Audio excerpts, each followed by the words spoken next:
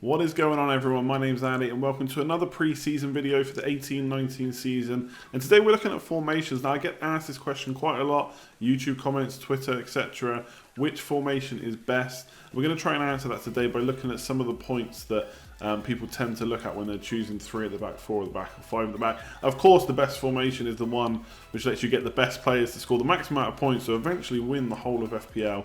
It's not always as easy as that, so we'll look through it. Just before I quickly jump into the video, I just want to say thanks very much for everyone that subscribed this pre-season.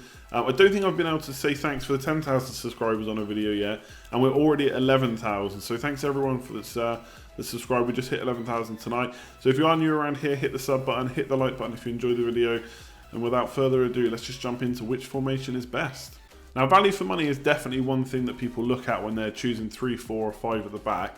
And I've got listed here the defenders, midfielders, and forwards, the top 5 for each of those positions for last year, their points per match. Now, you can look at loads of things, points per 90 minute, points per minute, etc, etc. I've just pulled the points per match from the FPL website. Obviously you may have different ways of recording it, but I've just taken theirs as an example of looking at value for money. So when you look at the defenders, they score pretty well. 5 points per game for the top 3, 4.9 for Davis, and then 4.7 for Azpilicueta. So if you match that to the forwards, apart from the top 3 of which you'd expect Aguero, Aubameyang, and Kane, a lot of them actually beat Vardy and Firmino. So defenders already, when you're comparing them to some of the top forwards, already matching or beating them for points per match. You look at midfielders, slightly different. You tend to see them get a few more points, extra point for a goal. They get clean sheet bonus as well, so one point for a clean sheet. So obviously Salah was ridiculous last year, 8.4. Sterling 6.9. David Silva, De Bruyne, Sané 5.8, and then 5.6 for the last 2 respectively. So they're all kind of even-ish apart from Salah, who's out on his own. And you know, you could say the top 3 forwards. The key is that the defenders are a lot cheaper. So Alonso 6.5 this year, Robertson 6, and then Jones 5.5. Then the other 2 are 6 and 6.5. That's a lot less than the other players. Sterling, for example, 6.9. Okay, that's nearly 2 points a game more than Alonso, but he also costs double the price almost. So that's one reason people will look at going 4 or 5 at the back. So you can get in a lot more premium defenders than you can premium strikers. Obviously, there's more spots for a start. There's 5 defender spots. There's not 5 forward spots. And same for midfielders. Yes, there's the same amount of spots, but they're a lot cheaper. The one thing to remember with this, though, when people talk about this, is you don't have to own the player for the whole season. So yes, Robertson, 5 points per game for the games he played is brilliant. Alonso, the whole season long, he got 5 points per game. That is brilliant.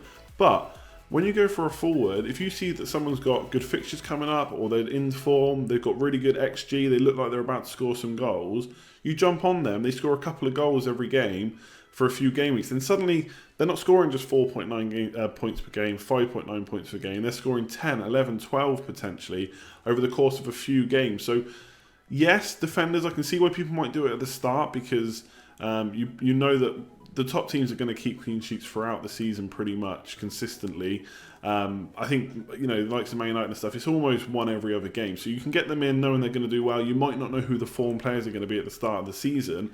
But just remember, as the season goes on, you're going to want to jump on these attackers that are in form, can get you 10, 11, 12 points per game. And obviously, they're also the ones you're going to captain. You very rarely will captain a defender because you'll want that big hit of points. So yes, defenders are good. Yes, I can see why you do it at the start of the season. But just remember that points per match is not the only way to judge whether someone's going to be good value throughout the season, when you've got unlimited transfers essentially to make throughout the season, if you're happy to spend points hits. Next up is taking a look at structure and bench, and you'll hear structure for creating your score quite a lot, especially if you're really on like FPL Twitter and stuff like that. They'll talk about structure quite a bit, and it's essentially how you've got your funds spread. So, for example, in this scenario here, I've got Aubameyang 11 million up front, which is brilliant. But what if another forward like Aguero or Kane or Firmino or Lukaku becomes the must-have? Aubameyang's doing pretty well still. I want to keep him, but one of those lot also is doing really well, and I want to get them in as well. How do I do that with a team like that? So in this team, I've gone 5 at the back. And to be fair, when I put this team together to argue this point that maybe 5 at the back wasn't great, I did actually look at it and think, do you know what, that's actually all right. You got all the premium defenders you could want. All the top teams, the top 6 teams are covered there. Even got David De Gea in goal. Still got Salah, who would be your default captain. We don't know if someone else is going to chip in with more points this year. Salah might be off form. We don't know that yet. But right now, I think most of us are looking at Salah as our main captain. You've still got Mahrez around the 9 million mark, so potential to jump on someone a bit higher, 9.5 or 10 if you downgrade elsewhere. And then Martial is a bit of a punt, but don't get too held up on who I've picked for this team necessarily. It's just how I've got my money spread out. So it's great that I've got 5 premium defenders. Like I said just a minute ago, you'd likely see those defenders do well, maybe a clean sheet every other game or once every 3 games. They're going to consistently return points. The problem comes that you've got all your cash spread out across those players. If you suddenly need to upgrade Richarlison to a 9-10 million midfielder because you want to keep the rest of the players, then you've got to downgrade maybe 1, 2 or even 3 defenders to kind of 4.55s in order to get that cash. So that's where structure comes into it. I do think for the most part, obviously you just pick the players you think are going to do best and you don't worry too much about structure, but especially at the start of the season when most active managers are active, by the time the season goes on a lot of people drop off. At the start there's lots of active managers, whether they're going to continue or not does not matter to you, you're going to continue, but the price rises and stuff will still affect you at the start of the game. So if you suddenly want to jump on a bandwagon, perhaps a player that we didn't think was going to play starts, or a player starts up front who's usually a midfielder and smashes in loads of goals, and you want to jump on them, perhaps they're in form you didn't think they were, it's very tough to do it with this structure. So again, I'm not saying that these defenders will not score good points. I think they will. They'll consistently score points, and perhaps you'll have to just make sacrifices elsewhere. Maybe you can only go for that one premium striker. But I know if Aguero starts getting into form, perhaps Jesus gets injured, for example, and Aguero's the man who's going to play every single game up front for a team that scored ridiculous amount of goals last year. I'm going to suddenly want him in, definitely. Right now, I'm not too worried because of rotation, potentially. If that doesn't happen, then I want him in. And then going on to the bench, I think this is one of the keys for me about playing more at the back, is the way FPL, not necessarily the way FPL prices players, but most teams now only play with a 1 striker formation. Very rarely do you see, especially in the Premier League, 2 striker formations. You know, Kane's up front on his own, Firmino's up front on his own, Lukaku's up front on his own. A lot of the forwards that are around the 4.5 million price don't play regularly. So right now I've got Kamara at Fulham. We think Fulham are probably going to sign someone else. I've got Quaynard. If you didn't know, that's the guy on the screen. I thought I'd put him on because a lot of people don't even know what he looks like. He was in and out of the team last year. So straight away, you've got players on your bench that aren't going to come on and get you points just in case someone in your team is rested. Now again, the great thing about premium defenders are a lot of them will just play all season long. It's very rare for them to get a rest. But in the unlikely event that you do need one of your bench, I don't know if 4.5 million forwards are going to do it. Now, you could go more expensive, but you're taking funds out elsewhere and making your first 11 weaker. Whereas, if you go 3 at the back or even 4 at the back, you get your strikers in as normal. Even if they're 6 or 7 million, you get a striker that you know is going to play. At the back, you can get 5 million defenders, 4.5 million defenders, perhaps even a 4 million in Van Bissaka at Crystal Palace, who are going to play. Now, of course, they're not going to score as many points as these guys. Perhaps you only play them in those really good fixtures where they've got a chance of a clean sheet. Perhaps you get a defender on the bench, 4.5 million, who's got goal threat that, you know, at some time you need him. Perhaps he sneaked a lucky goal or something like that. It could happen.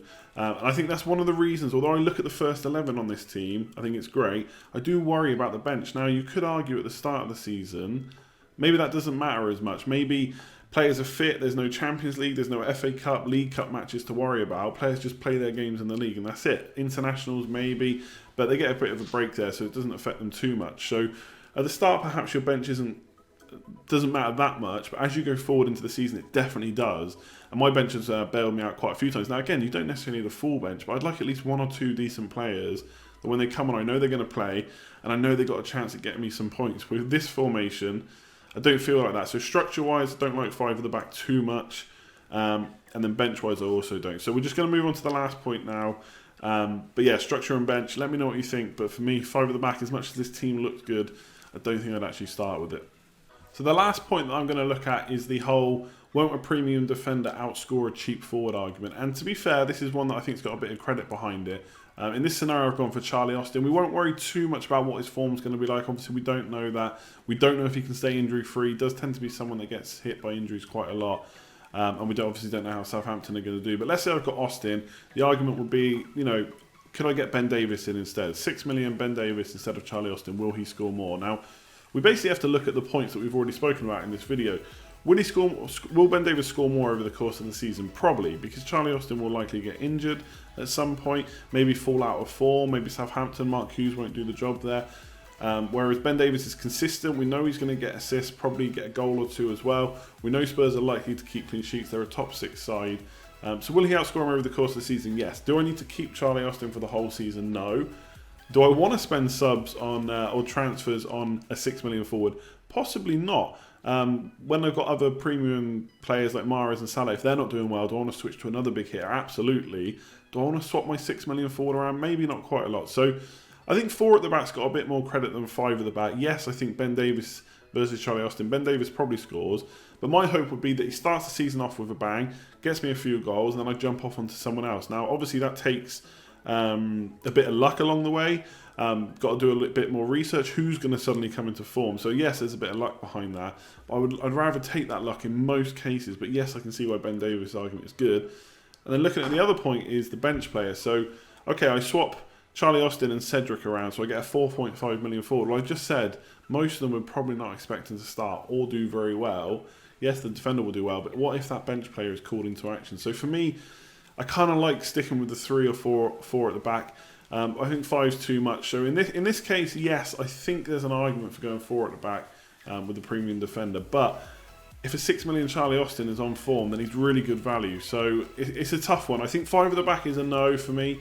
4 at the back, I would give it some consideration, but I'm not sure I would definitely start my season with it. So that's it for today's video on formations. Hopefully it gave you some things to think about. I'll be honest, I went into this video pretty much knowing that I'll probably play 3 at the back. Whether I play 3-5-2 or 3-4-3, I don't know. I think there's very good value in midfield, as we saw on the starting image. They do tend to score more than strikers generally. So I don't know whether I go 3-5-2 or 3-4-3. I think whichever one you go for, you've got the maximum amount of attackers, either 4 really good midfielders and 3 really good forwards, or 5 really good mids and 2 really good forwards. So I don't think that matters too much. Will I go 4 or 5 at the back? I don't know. When I made that 5 at the back team, I did actually think it looked pretty good, but for the reasons I've already mentioned in the video about structure, the bench players and stuff, I don't think it's one I'll go for. 4 at the back I think it's got a bit more credit, and I can see why people might do it. At the start of the season, perhaps your bench player doesn't matter as much, but as the season goes on, it definitely will. And the one key thing I think to remember about the points per match is you can chop and change players. You're not stuck with a player all season. If I think back to my team last season, I think Salah was the only one that stayed from game week 1 to game week 38. Everyone else at some point, either on wildcards or transfers, all went. So let me know in the comments below what you think. Is 3 at the back the king? Are you considering 4 or 5 at the back? We see a lot of people do that at the start of pre-season, but as the season as we get closer to the start of the season, it doesn't necessarily happen. But I'd be interested to know. I think there's lots of good value in defence for sure. They are going to score consistent points, but are they going to score enough consistent points to beat you making transfers and getting in that attacker that's about to hit form? You know, can you really go about Kane, Aguero, Firmino, Vardy, all these great strikers? I don't know. But for me, it's probably going to be 3 at the back. If you enjoyed the video, make sure to give it a like, thumbs up, it'd be much appreciated. Subscribe if you're new around here. Hit the bell so you get notified when the next video is going up. I'm actually away for a week now, but the videos are going to continue coming. I'm going to record them in advance and make sure there's content going out on the channel all week. Thanks for all the subscribers. Like I said at the start of the video, we're hit 11,000, which is ridiculous, but hopefully we can keep growing. Leave a comment below, let me know what formation you're playing, and I'll leave it there. Catch you next time.